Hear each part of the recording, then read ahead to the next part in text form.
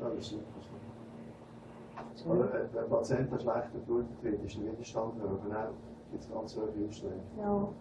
Das haben die mir auch. Das ist ein Glückspilz. Das ist die rechte, das können wir schon die linke schauen.